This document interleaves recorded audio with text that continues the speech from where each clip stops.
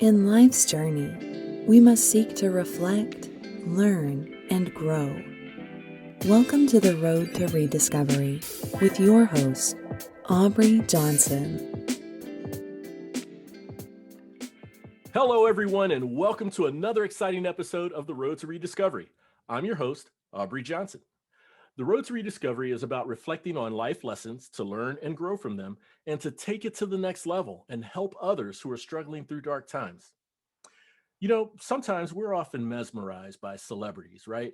Be it a movie star or a musician, recording artist, or maybe our favorite professional athlete. In fact, we sometimes revel in their success and fame. But how many of us considers two things, right? One, these are just ordinary people. And two, they have their share of obstacles, setbacks, and adversities. They weren't always successful and famous, right? How many of us have ever looked into the eyes of someone like this and realized they have pain and suffering just like us? This practice is often referred to as walking a mile in someone else's shoes, right? Well, my special guest is a fitness personality, coach, author, and speaker. He's a former Mr. Europe, Mr. World, and Mr. Universe champion. He's also the founder of Executive Inner Fitness, which we'll dig into more later on. But all this success didn't come without challenges. Born premature and sick at 2.2 pounds, then growing up and becoming the target of bullies, racism, and poverty, he was also homeless twice. Ladies and gentlemen, let's welcome Mr. Nordine Zouareg to the show. Hey, Nordine, how are you, man? Welcome to the show. Great, Aubrey. I'm doing great. Thank you for having me. Oh, absolutely, man. And we reciprocate. I want to thank you for taking time out of your busy schedule to come on to the show. I can't wait to unpack this extraordinary journey of yours, okay? So let's just go ahead and get started. I mentioned in the introduction how you were born premature and sick. Now, can you share with the listeners the added dynamic in how and where you were born? Yes, Aubrey. I was born in Algeria, Mm, in a town. Actually, back then it was just an oasis, mhm, just right before you enter the Sahara Desert, a town called Rumana. mm, And at the time, my both my parents, my mom and my dad, were packed into French army trucks to go and vote for the Algerian independence. yes. So here you go. You have a truck full of Bedouins, Mhm, Berbers. That's where I come from a tribe, a Berber tribe.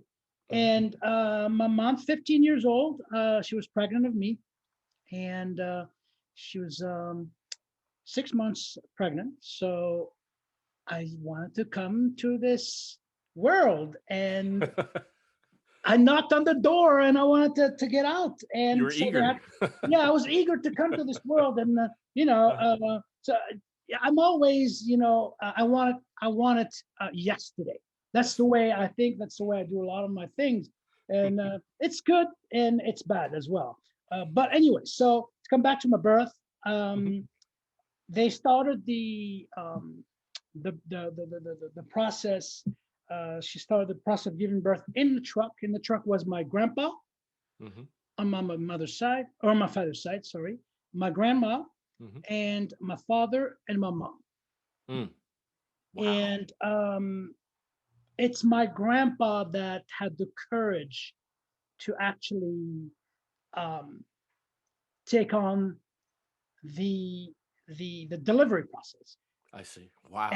and used a little pocket knife Mhm. to do it. Oh my They, needless to gosh. say, they stopped the truck. They got out to finish the process, and under an acacia tree, they buried the placenta. Really? That's how my journey started. That's how Nordine Zouareg came to this world, from a Wow. 15-year-old Berber and a 29-year-old father. Extraordinary. Absolutely extraordinary. I mean, you just can't make stuff like this up, man. I mean, No, I it, couldn't. no, an amazing journey, an amazing start to the But journey. that's the Yeah, start. yeah. So, throughout your childhood, it's from what I understand, it seems like you were plagued with illnesses and poor health. Um, let's talk a little bit about your childhood, right? From a health perspective.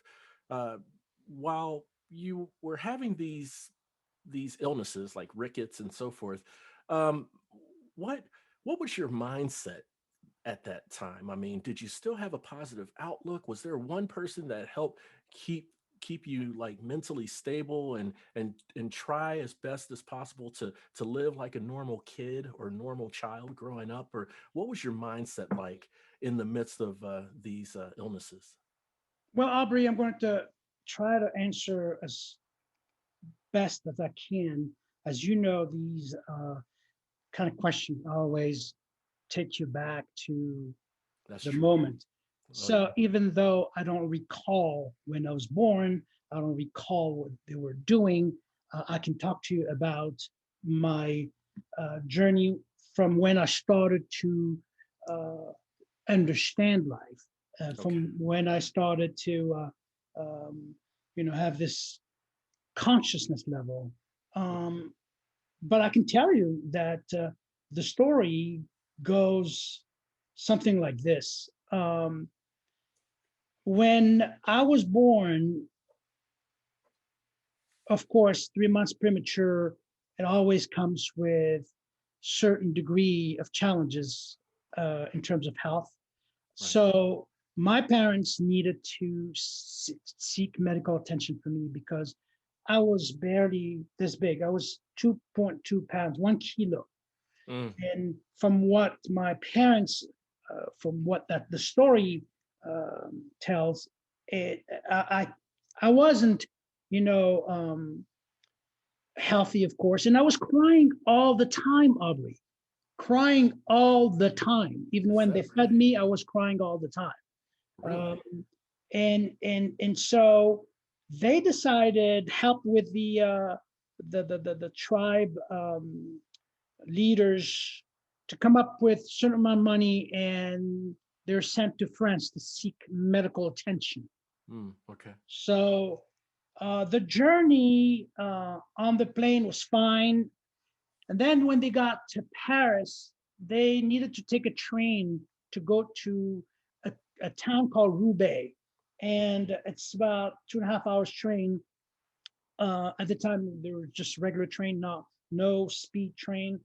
Hmm. And they had to have a ticket for me too. On the airplane, they carried me, no ticket, they didn't have to Right. pay.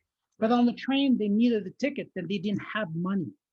Oh my man. So my father decided to hide me in his coat pocket. You were that small.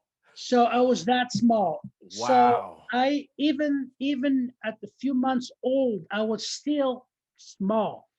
So that was turned out to be the most comfortable trip I've ever made in my Wow. dad's coat. Amazing. So when they Amazing. arrived to this little town, Roubaix, the reason they went there is because they had some relative living there. Yes. So long story short, we got in Roubaix, France. They seek medical attention. I was diagnosed with rickets, and I was prescribed a shot every day. I needed a nurse came and shot me with what is known to be calcium and other things. And for several months, I spent 2 years of my life in and out of hospitals. Mm, mm-hmm, mm-hmm. And I think, Aubrey, that's where um, I started. I started to be afraid I see. um, because even though every time I see a hospital, every time I see a doctor, I freak out. So that leads me to think that perhaps that was it's tied to the experience of me having to go to hospitals and getting shot every day. And so that's how it started. And from there, fear has a lot of what I call subcategories. Um, I developed a chronic anxiety. Hmm. I developed panic attacks, Mm. um, nightmares. Yeah. We can call that trauma. Yeah, we can Yes. call that trauma. Yes. And so for a long time, Aubrey, I was coping with all of that alone because you have two North African Berber in a foreign country, um, didn't speak the language. Both my Right. parents were illiterate. They didn't speak or they didn't write, Okay. and they didn't read. And so, how do you? My parents were forced to stay there because they had to seek medical attention that was long-term medical Hmm. attention. So they had other kids. Mm. So the family turned out to be a family of 13, 9 sisters and 3 brothers. So in the beginning, we shared an apartment, Right. uh, and I can remember sleeping in one bedroom with my siblings, up to 8 kids on the same bed, and my parents sleeping on the ground Oh my goodness. for a long time. My father, the only person who was working. And, this is the one thing that I always tell people, even though I say my father was the only one person that was providing, that's erroneous because my mom was providing as well. She was providing love, she was Yes. providing attention, she was Yes. providing a lot of things that people neglect and tend to forget that a mom Right. has many, many jobs and they're hard. The only thing that a mom um, is built with, which I don't think dads have, is the Hmm. ability to love that much and turn hard work or turn effort into effortless actions. Right. So Yeah. that's how she was able to raise us. Imagine 2 kids sucking the breasts, 2 kids Yeah. pulling on her dress, two Yeah. kids you know Wow. I can only imagine Yeah. how difficult she had, but at the same time, she loved us. And I think that she had those moments of happiness. I'm convinced of that. And Mm. listen, it's funny when people say, "Would you do it again?" And I say, "Yes, I Yeah. would do it again. I would." It's not up to me. It's not that I did it because Right. I Right. chose, but Yeah. no, I would live that life again, childhood again. Why? Because we bonded. Because the kids nowadays, they're on their phone all of the time. They don't give you their attention. They don't pay attention No. to you. And Right. back then, we did not have that. No. We were playing, with what we had, toys, and we were paying attention to our parents and all that. So Yeah. to return to one of the questions you asked, how you dealt with this inner environment, Yeah. even though I was growing up with in a healthy family, poor, mind you, okay, Oh yeah. and paralyzed also themselves with fear of racists, um, fear of being, I remember from the age I was able to read, I was the only one that could read. My father would ask me to read notes that uh, um, some French people. When I say French, there are French North African. Back then, it was the French, and then the immigrants, us.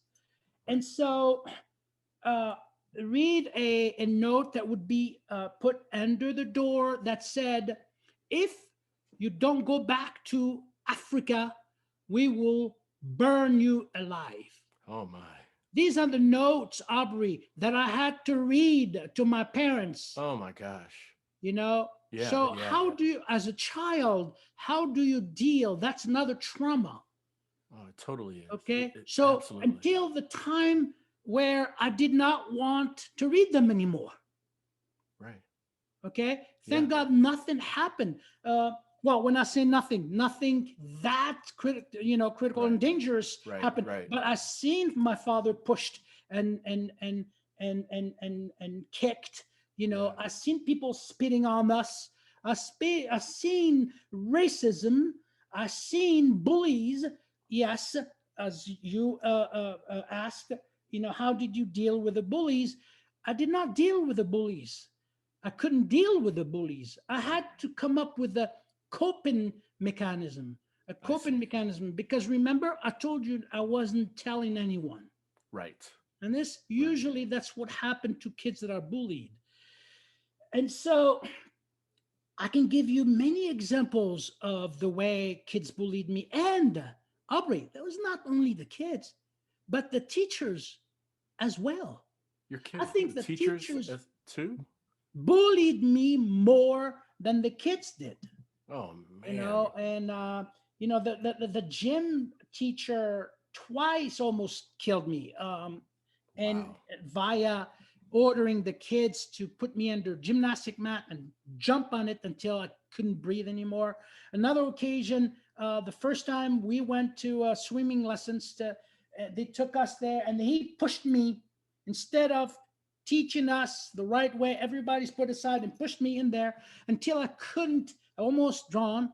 Oh They my goodness. and they decided to save me, but that was all in the name of joking around, and that was pure hardcore hatred, racism. Right. You know. Right. So Yeah. anyway, there are a lot of ways of being bullied, and that also created trauma. You know. Yeah. So yeah, and so the coping mechanism that I created, or actually I continued using, that's is what I mentioned earlier. I was crying when I was a baby, but that's what I used Right. to make me feel better after each day of school. I would come back Hmm. home, go to Hmm. my room or the room we were sharing with my sibling. I would sit down on the bed and cry. It would probably last 10, 15, 20 minutes, and then Right. it just evaporates Mm. off my chest. I see. Yeah. And then Yeah. that would continue. That's what saved me and saved my life. Man, that's I made amazing. one attempt Yeah. to kill myself when I was 14 years old. Oh my. And Yeah. lucky my father found me in the bathroom. He saw the blood coming out um, under the door and just broke the door, came in, and they saved me. So Oh I wow. used this arm. Hmm. But to tell you, these are the things, the challenges that my first journey, my childhood journey, um, you know, was full of. You You know, know, that's absolutely, man, tremendous, Nordine. Absolutely tremendous. And for your mother, that spirit of nurture, right, was inherent, whether Mhm. she had one child or 13 children, right? And that's a lot to take. And I actually visualized it as you were, explaining. Um, two kids breastfeeding, she's holding with two hands. And that's how And she describes it. really, Yeah. and two or three children pulling down on her apron strings or her And the dress, right? others screaming around and Yeah, yeah, yeah. And one other thing that I found absolutely fascinating, what you just shared with us, Nordine, is um, you mentioned an operative word, and that's trauma. Okay, traumatic experiences. So your traumatic experiences weren't just from, say, the illness and the poor health, getting shots day after day after day, and then having anxiety of going in and out of hospitals, right? I mean, that in and of itself can be traumatic. But on top of that, having to read these written threats, about if you don't go back to Africa and you're the only one in your family who can read, and having to read it to your parents, and you're a child. You're a child. I Mhm. mean, when it comes to traumatic experiences, especially at a young age, different people respond to trauma differently. differently. And your coping mechanism, you kept it to yourself, but when you're in a room alone and you cry and you let it out and this pressure evaporates from you, I would imagine that it's only for a little time until more trauma presents itself in day-to-day life. Absolutely. Okay. Absolutely. You know, but the one thing that we all have to understand when we go through trauma, two-person can be dealing differently. One can be resilient Yes. and deal with it better than an other Yes. who does not have resilience, who does not have any sense of self-worth. Um, and so I think the key here is finding coping mechanism that you can use.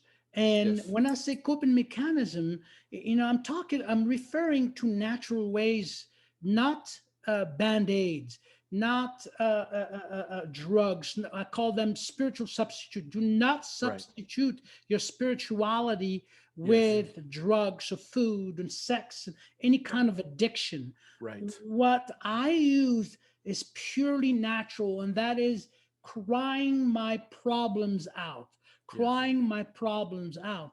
And then when I discovered that what was happening is actually me projecting onto others the low level of or low self-esteem. And that's another, in my book Inner Fitness, I talk about this self-esteem, this society driven self-esteem. Everybody is talking about self-esteem. Social media is based on on self-esteem. Political rallies, politicians are using that. Everyone is using self-esteem. They use it Yeah. to Yeah. put you down, and then Yes. they offer the magical pill, to Yes. boost that self-esteem. And they Hmm. do that on and off, and on and on and on and on, in any fields. Yeah. The fitness field is full of it. Oh, um I'm sure. No, I'm sure it is, man. And you touched on a key part regarding self-esteem in your book, and I want to touch on that and talk a little bit more into that here in a minute. yeah, so But without, I, yeah, uh-huh. go ahead, go Well, I ahead, was you just go. going to say, I wanted to ask regarding trauma and how different people respond differently, right? Um, t- you just mentioned it. There's one of two ways you can respond to trauma. Some people respond to trauma in a perpetual form, right? Meaning that, if they have a traumatic experience brought onto them at an early age, and as they grow older, they repeat it by bringing it on to their children or bringing it on to their families. And then you have other people who have gone through traumatic experiences and they are bound and determined to break that cycle. Okay. They're like, you know what? I don't like this. When I grow up, I don't want to impose this on my family. I don't want to impose this on myself. And so, in responding to the trauma, the many different types of trauma you had, Nordine, um, how and when did you begin to actively pursue health and wellness? Uh, where does that bridge connect for you in your journey? So, as I mentioned earlier, crying was a great coping mechanism because I Hmm. was busy. I call this meditation. Hmm. Hmm. That's just letting go. I was letting go of my problems, Good. and via crying, I Yes. stumbled upon meditation 30 years ago, and then I equate them. I truly believe that, to me, I was meditating not knowing I was meditating. Right. Anyway, Right. so Yeah. so so I think, one of the things that I tell people is, if you feel a certain way and you don't like the way you feel, one good thing to do is to go to the original thought, to your mind, and revisit what's making you feel, because your feelings come from the way you think. Right. That's where it comes from. First, you Right. think about certain thing, and then you feel a certain way, Mhm. and then you manifest via action and behavior.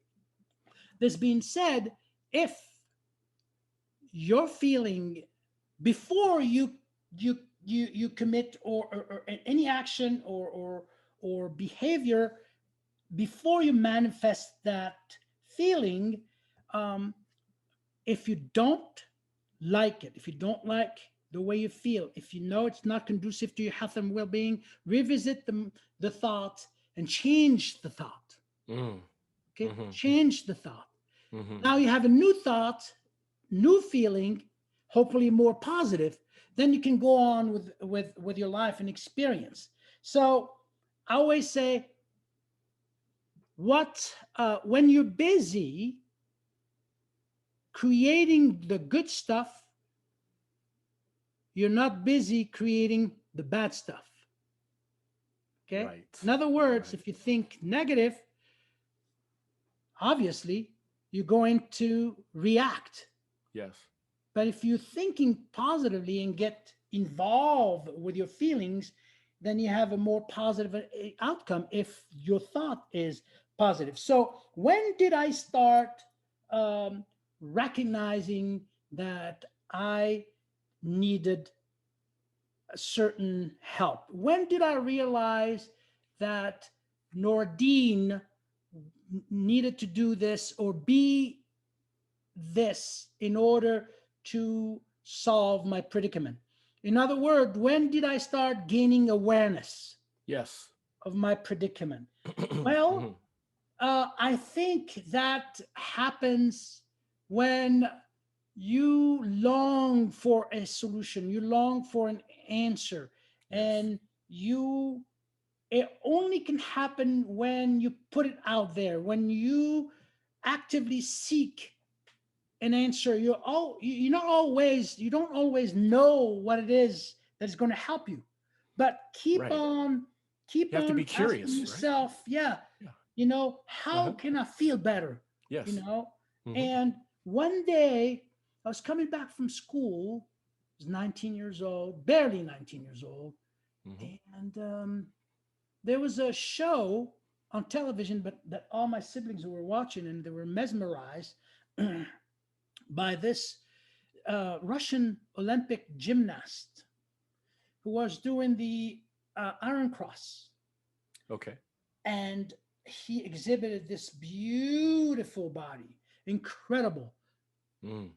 chisel body. Mhm. Of course, you could see his abdominals, from Yep. his, shirt. Right. You can see his shoulders, his arms, and I prompted the powerful question Mhm. that led me to get an answer instantly. Mm. And that was, why can't I be like that? There we go. There we go. So when I brought that energy, I call it the power of intention. Yes. Okay? Power of your intention. This is the magic that comes out after you truly seek something that is possible for you to achieve, Yes. something that is possible for you to achieve. So the answer comes in terms of that day, it was, yes, you can. That's a defining moment for you. A defining That moment, I was can tell. the defining moment. I had captured this picture Yes. of that body that I wanted. I knew that was going to be the solution to my entire life. Yes. Yes. Okay. Once I saw that body, I fell in love with it. Mm. Mhm. Fell in love. Wow. When you fall in love, I'm sure we recall when you had to chase your wife before she became your wife, Yeah. right? Right. Right. But you did whatever it took to be with her. I did. I even ended up in New Zealand because I fell in love with someone on the other side. Yeah. Yeah. So you don't question the how. No. You No. just want to know the what. Once you have the what Mm-hmm. cemented in your mind and heart, you can see that picture. Things and people start showing up in your life. Yes. Things and people start showing up in your life. Mm. That's how it all started for me. Gotcha.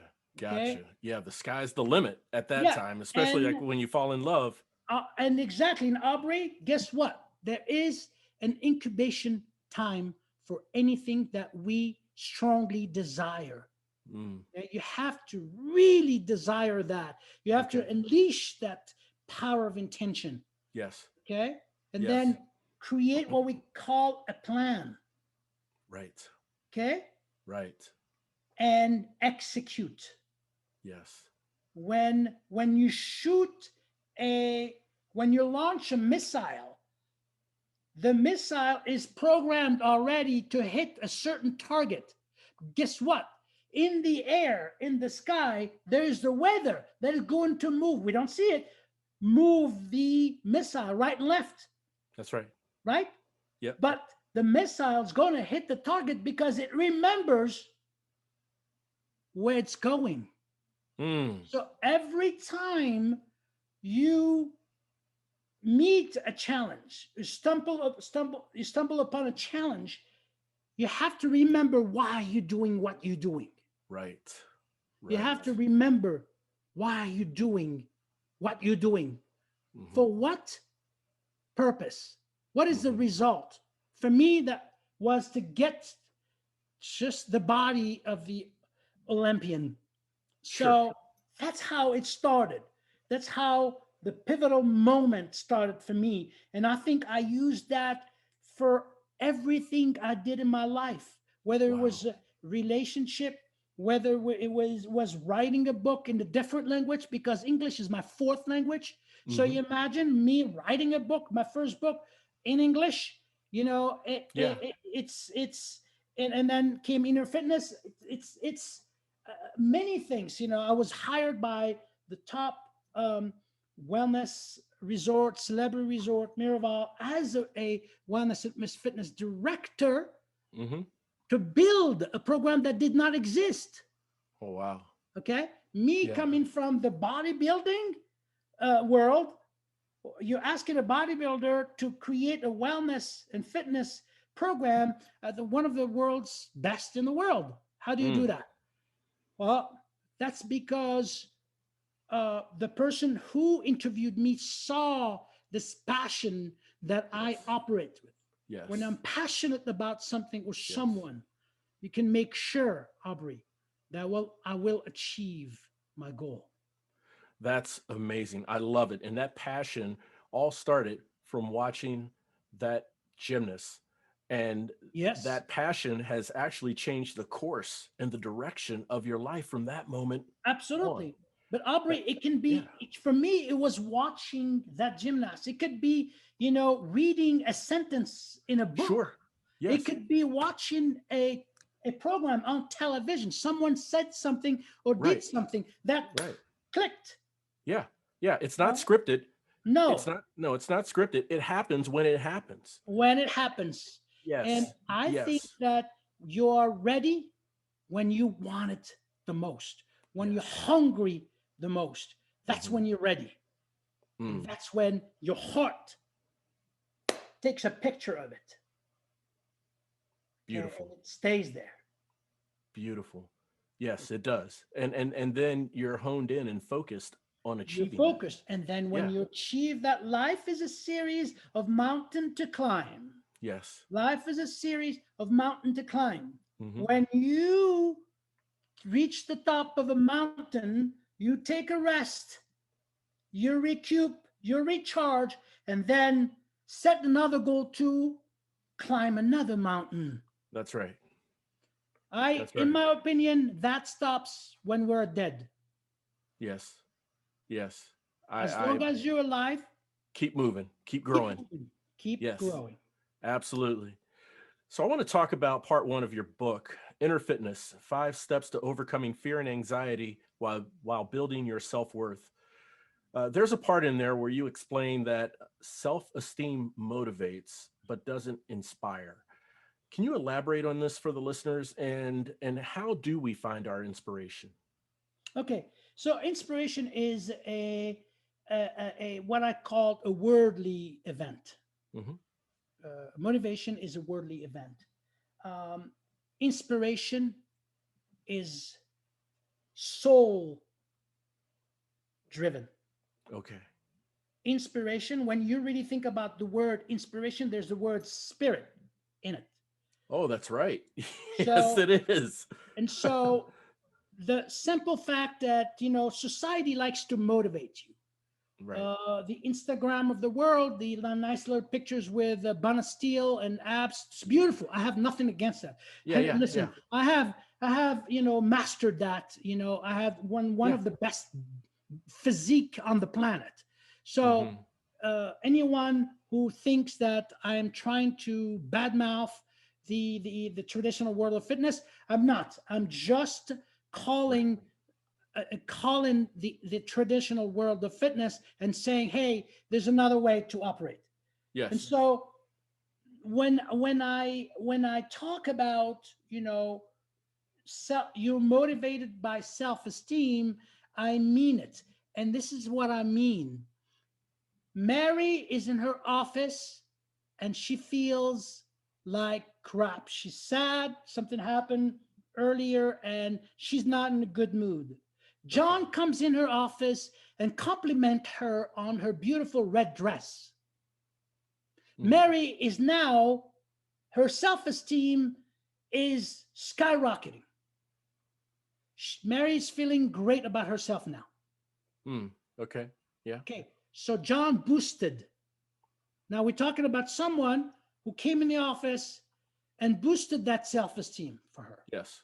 Okay, 2 hours later, Mary sees her colleague at lunch, Jennifer, and Jennifer said, "Mary, did you gain weight?" And Mm. Mary's self-esteem is down again. I see. Okay, Okay. so we are dealing with a society-driven element that we've been glorifying all these years, and there are still people who are, when I do lectures, who try to challenge me on that. But guess what? I've been there. So Yes. if you want to have a debate on self-esteem, I can talk to you about self-esteem because I've been there. That's right. Okay, I've Yes, been sir. there. I've been bullied. I've been skinny. Yes. I've been, I thought that I was the ugliest person on the planet. I Mm. attempted to take my life. And listen, I know. Mm. Okay. And Yes. so if you are trying to tell me that self-worth and self-esteem are the same, then that's when I have a problem. I see. I see. Okay. So I'm Yeah. not going to give the book away, but I am simply going to say, if people want to know the difference, they can read my book, Inner Fitness. But I will tell you, self-esteem and self-worth are absolutely not the same. They're Self-worth exclusive. will take you to places you never could imagine you'll be. Mm. Okay. Gotcha. It's spirit driven and long lasting. Motivation is short lasting and mind driven. Gotcha. Now they're both separate. I understand that. But I want to ask, can motivation be that springboard? Absolutely. Okay. Motivation can be a stepping stone if you do not operate and if you're not fueled by self esteem. Right. Because it's just a matter of time before someone is not going to like your picture you put on Instagram. Yeah, Just a that's matter true. of time Yeah. before Yeah. someone leaves a comment and Yeah. say, hey, you know what? Give us a favor and shut up. Right? That's right. Okay. So that's what I'm saying. As Yes. long as you detach to the outcome, okay, you're fine. Uh-huh. Gotcha, man. Nordine, that was an intriguing part of part one, that I was reading in your book, and thank you for sharing that insight. Really appreciate it. It makes, I mean, you've drawn so much clarity in how you explained it. I'm truly, authentically grateful for you sharing that with Oh, us. thank you. Now, the I don't want to give away the book either, but there's just little anecdotes of good stuff. I mean, listeners, you gotta read the excerpt and pick up a copy of this book. Um, what you mentioned about money and happiness, how happiness is more of a state of being and not so much of a state of mind. All that type of stuff, man. I was just kind of like drinking it in, and so I just want to thank you for sharing that insight, and thank you for sharing that part one of your book. I really appreciate that. You're welcome, Aubrey. All right, so um, give us some insight on executive inner fitness. Okay, when I founded Executive Inner Fitness, I have a multi programs in under the umbrella Nordine Zouareg. Okay, Okay. Uh-huh. and so I tried to give many flavors to the people that I work with, Yes. and I work with a lot of executives as well. And when I founded Executive Inner Fitness and created the program Executive Inner Fitness, it was to help corporation, you know, pick their best producer and their best performers who are um, reaching a threshold. Okay, Okay.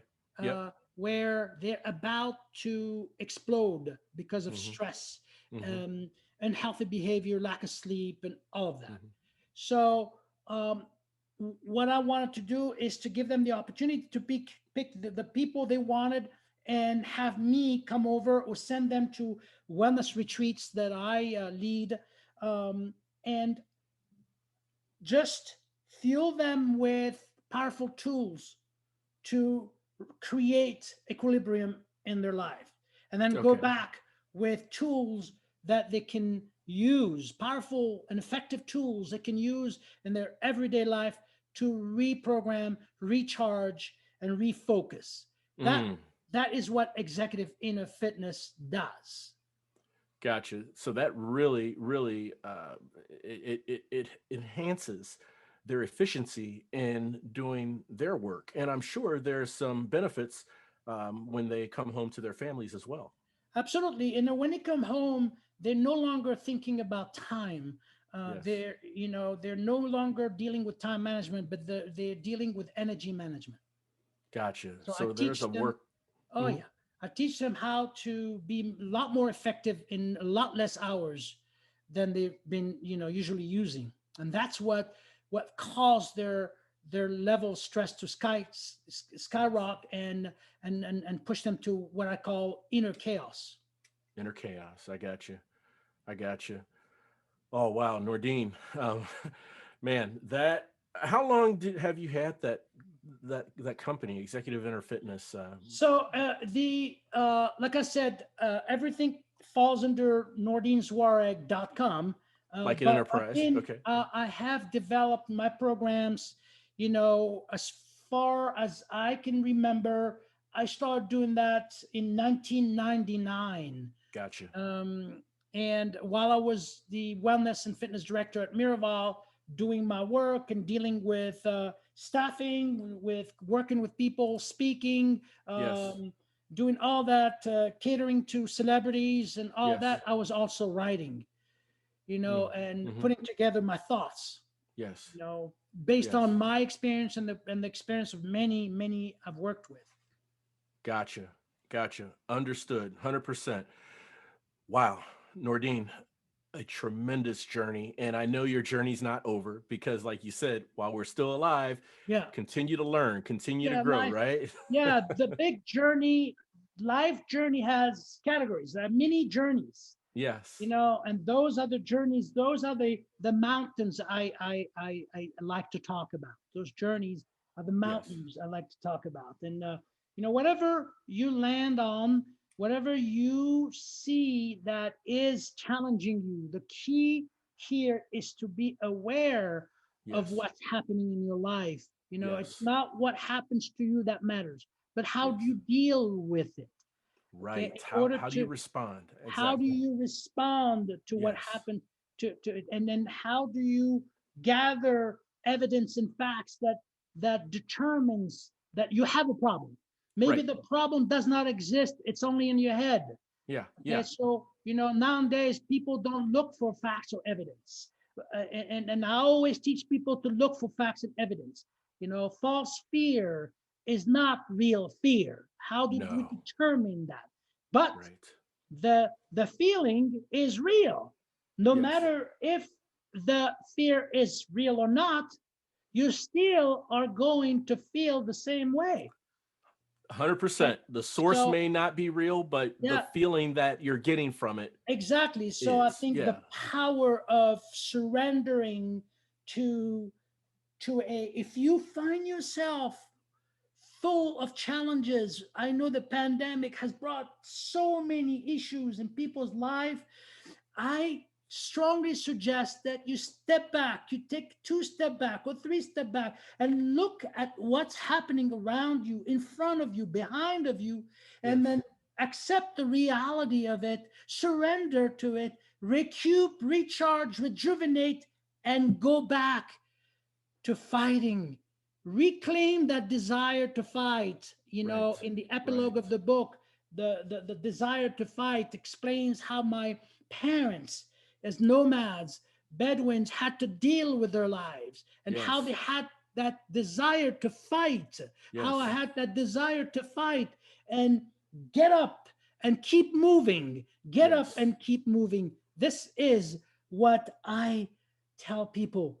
No matter what you go through, please don't despair, don't give up. Right. Just take a deep breath, step back, Yes. look at what's happening with no fear. Bring Hmm. yourself to the present moment. Hmm. Live in love, not in hate. Live in love, not in fear. Yes. And recharge. Mm. My Strong friend, words. this is the journey of Yes. life. And it's a Completely. wonderful journey if we let it guide us, if we let it teach us. Hmm.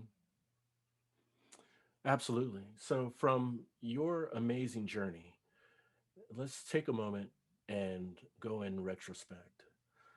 In retrospect, can you share with the listeners what role would you say that gratitude played in your journey? Oh my God. Aubrey, this, I think gratitude is what help people stay in this place of love. Hmm. Okay, gratitude is what fills people with hope. You can change not only your life, but the lives of so many when you are grateful Hmm. for what you have, for who you are, Hmm. for who are in your life. There's a saying, I don't know if I know it's one of those Greek philosophers who says, you must learn how to yearn for the things that you already have. Oh, yes. Very Okay, profound. Yes. exactly. You must learn how to earn or yearn for or desire the things that you already have. Yes. We Yes. neglect the things we already have. We neglect the people that are around us. And that, my friend, cannot be conducive to our health and well being. Right. Gratitude is so powerful. When you change one life, you change many lives. When you change Oh, yeah. one life, Hmm. you change many lives. Mm. When you share that power of gratitude, when you tell people about it and people start using it, my listen, Aubrey, this is, I tell you, so much powerful. The power of gratitude to me is fundamental and is Yes. vital to one's health and well-being. Absolutely. I couldn't agree more, Nordine. I could not agree more. And like you said, you touch one person, you touch many people, right? Exactly. All right. So, Nordine, how can the listeners learn more about you and pick up a copy of your book and just take in even more of your amazing story? Because obviously, it's a lot more than what you and I talked about right now. Sure, sure. Yeah. You know, every one of us has a beautiful story to tell and a not as beautiful story to tell. But guess what?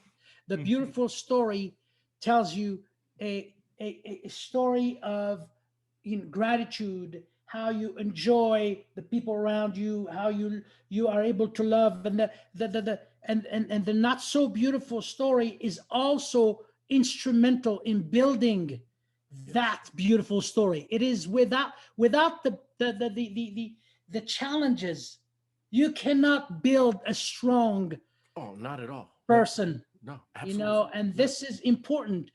We have challenges because they are necessary for us to go through. Yes. Yes. There's something that we say on the road to rediscovery, Nordine, and what we say is on our journey of life, on the road, there's going to be obstacles, barriers, and all sorts of challenges. Well, these are not in the way of the path. They are the Or path. the path. Absolutely. Absolutely. Yeah, I love it. So as Wonderful. per telling the listeners what I do, well, I write, I coach, and also speak, as well as um, facilitate wellness retreat. I have this wellness retreat called Your Life Is Now. It's Mm, designed to bring back sanity in people's life, especially after the pandemic. yes. Um, they can find that all that on my website, www.nordinezouareg.com. Okay. As per my book, Inner Fitness, 5 Steps to Overcoming Fear and Anxiety While Building Your Self-Worth, they can find that anywhere book are sold, Amazon and such. Amazon, Barnes and Nobles, Barnes and Noble. everywhere. Okay. Okay. Fantastic. We're going to have direct links to Nordine's website and book on the episode show Yeah, notes so that, they yeah. can find a if they want a copy for their kids and a picture of Mr. Universe put in Hmm. there, they Hmm. can get it on my website, nordinezouareg.com/books. Fantastic. NordineZouareg.com/books. If you want a copy with your picture from competition, right? Yeah, All right. All right. Fantastic. I can show you. Listen, I'm not into the Yeah, lay it pictures, on me, but man. I know that kids love to see that. This beautiful picture that has There a it beautiful is. quote that says, "No one will believe in you unless you do." There it is. Look at Okay, that. Beautiful, and man. and we I can send that an autograph to the people they want, and that they can do my website, because they can't get that this way on Amazon because it's Right. sold directly to them. Right. No, that makes sense. That makes sense. Yeah, so we'll definitely put those links on the episode show notes and with clarity. If you want the autograph with the picture, go to Nordine's website. Exactly. All right.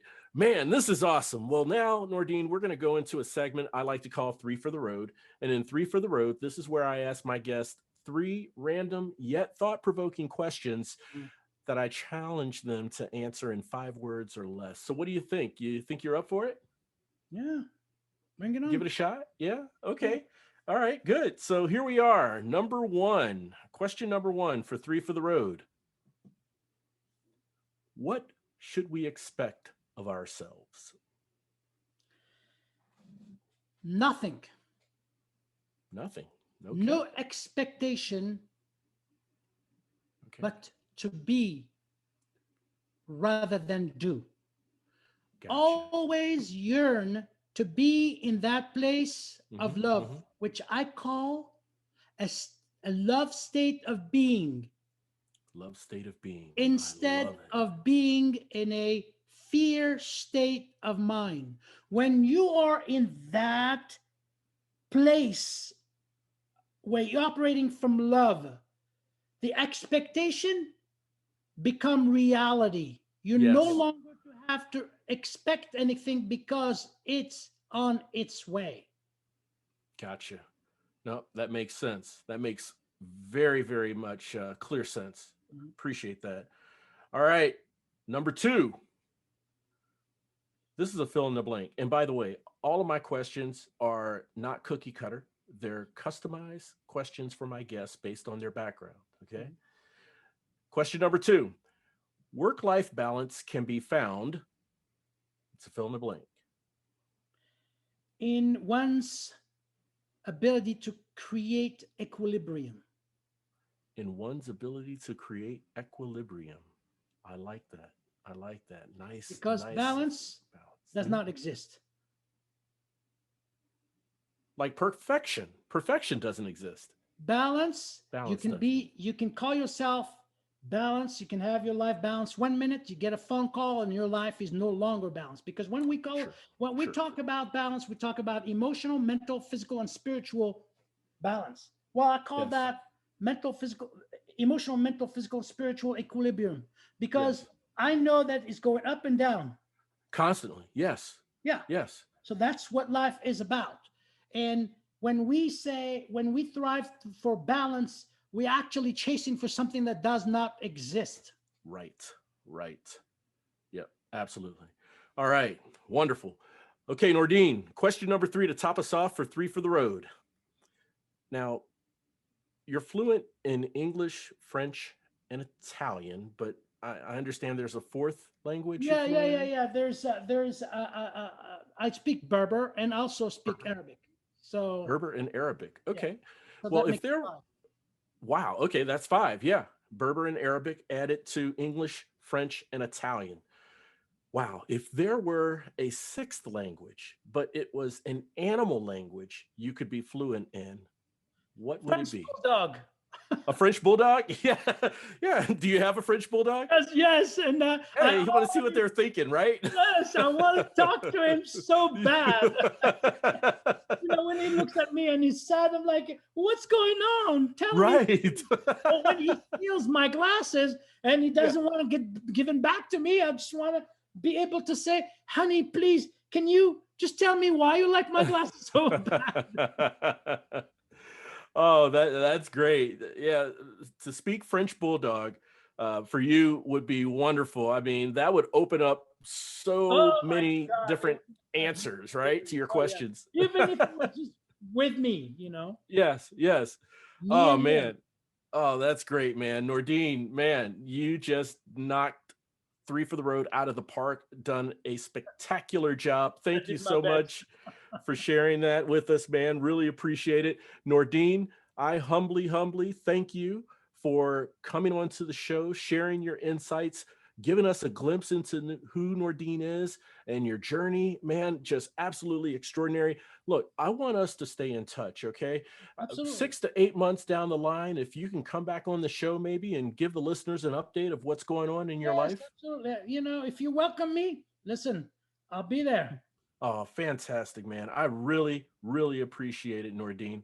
And I Thank want to you. thank all of you for joining in and tuning in and listening. And look, as a quick reminder, save the date. July 1st is the official launch date of the Rediscovery Roadmap online course. If you're on a quest for personal development, this course offers an introspective approach using the four cornerstones to personal growth.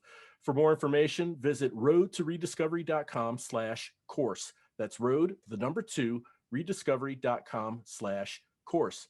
And also, please, if you have a loved one or know someone who seems to be at the end of their rope, just at the bottom of despair, they seem maybe like life is hopeless, nowhere to turn, no direction to go, I humbly ask that you please share this show with them, because on the road to rediscovery, we want people to know two things. Number one, you are not alone. And number two, there is always hope. There's always hope. We're all roadies on this journey of life. and it sure feels good having you on the journey with me. Thanks again for listening. We'll chat again soon.